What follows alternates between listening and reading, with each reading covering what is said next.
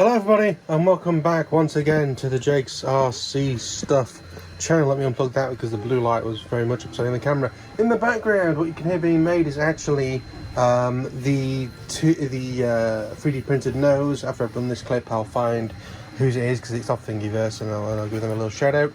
And as you can tell I have connected one control rod. We still have one to do which I'll go through with you, and I do think it looks fairly snazzy. What I really don't like about these is that they always seem to have a different neutral point, or at least this one does. So if you have a look, that is neutral, it's slightly back, which means that this is level. When that arm is straight up, it'll have a bit of reflex on, which is what it needs, but I'll have to sub trim that in INAV.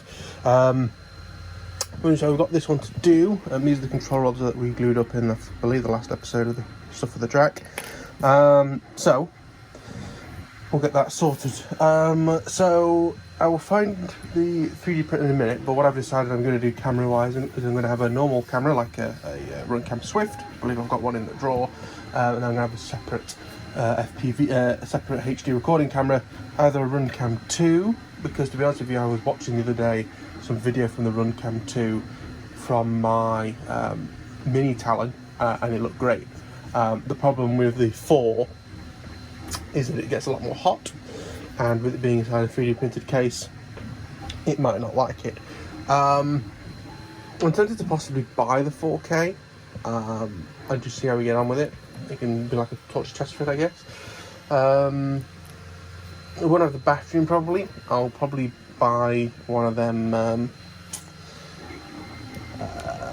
cables where you can then power it from 5 volts. I'm sure there's a 5 volt regulator I can either use, or there'll be one off of the iNav board that I use. But yeah, what I'm going to do is, as I say, I'm going to go and find the 3D print that I've used, show you that. Just want a quick look. There is the base being printed. It comes in 2 halves. We use a Flash Forge Creator Pro, not the biggest in the world, but it's nice and compact, and great for what we use it for. Should I ever move out from my parents, I would probably get one of the Creality, is it called? I get a slightly bigger one. Also used for them from America. Has any big jobs, you can send me the file and I can get it printed for him. But yeah, it works fine. Seems to be very little stress on it. This battery is a little bit knackered. It's only 4.8 volts, so it does a little bit, but it's not too bad. Ignore the moss I've got on my shirt. I'm moving an old guinea pig hutch. But yeah, let's show you that, and then we'll get on with installing the control rod here. See you in a moment. Okay, so this is what we use from Thingiverse. I just searched for mini Drak, but it's called the mini Drak camera nose mount, and the first picture is that. Before I go into actually fitting the arm, one last thing to add on to that last clip. The thing that I use, the version that I'm using is reversed, so then that allows you to slide the door off the Runcam and get the SD card out and take the camera out, which is super useful. So I dropped it, but here's one last control rod to install. So I'm going to take off the nut. I found the right Allen key. Try and not drop everything. Okay, so the way this fits is I've also got this little tiny thing here which goes on, and I'm fitting them on the outside. I'm not sure if I drilled these already or if they just happen to be this size, but they're actually the perfect size on both ends to fit. Then we need the nut. The nut is actually still in this hex driver, which is good.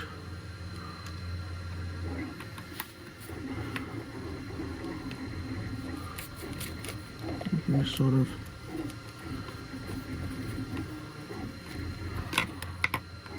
get this tightened up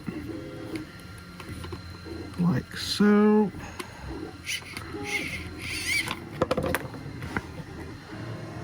And take this one apart. This one isn't quite as good.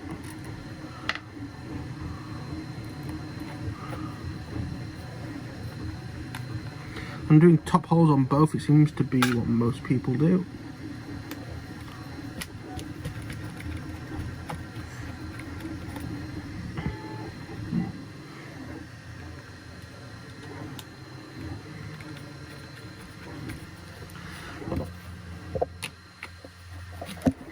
yeah, so it's two different size heads on the bolts. So you may have to use two different Allen keys, but it's the same thread and the same nuts because I'm using the same nut span, I believe that's what it comes out. So, just as a sanity check, let me plug in a somewhat vague tester. Neutral. That one leans slightly forward, but it looks about right still, so that's all nicely confusing. But let me.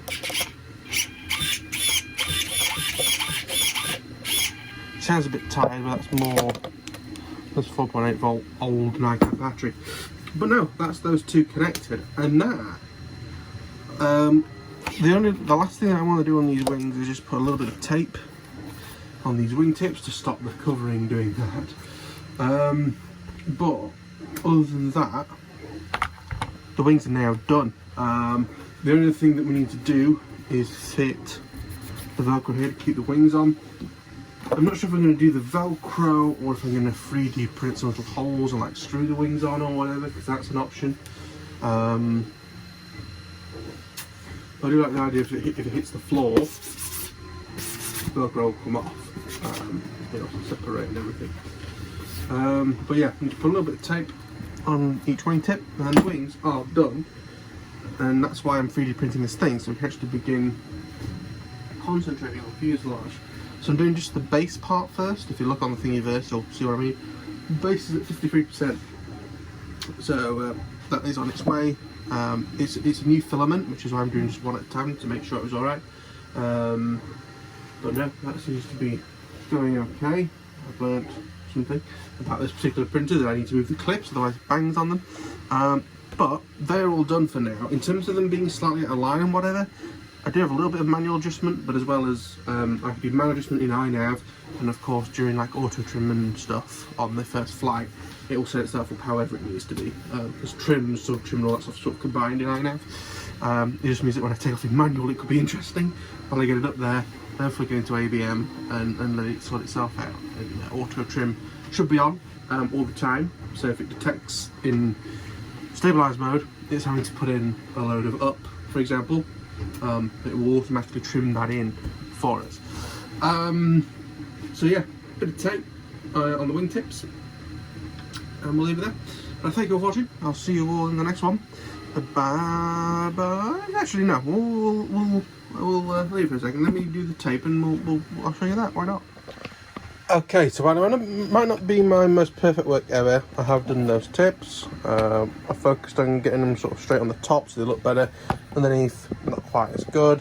Also, a bit of fingerprints in them isn't the best. But before we end off, one thing that I do really want to point out is, regardless of the model, normally on the linkage is a little bit of give, especially when it's unpowered, but these things are like solid. Absolutely solid, so I'm really impressed with that. Should be really good performance.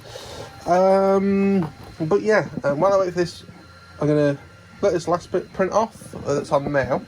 I'm gonna obviously have to print off the second piece, and then the next video on the mini Drak we'll be ready to look at chopping its nose off. It'll be all Voldemorty for a little while before Voldemorty. That sounds like Rick and Morty.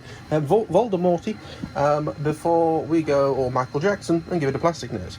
But anyway, thank you all for watching. If you enjoyed, click the like button. Helps you a lot. Remember to subscribe if you are new here and enjoy the shenanigans. If you have any comments, feedback, questions, or anything like that, feel free to leave it in the comments. We are heading towards the end of the year. I did say that I want to try and hit 400 subscribers. We're, I think, at this point at 392 or 391.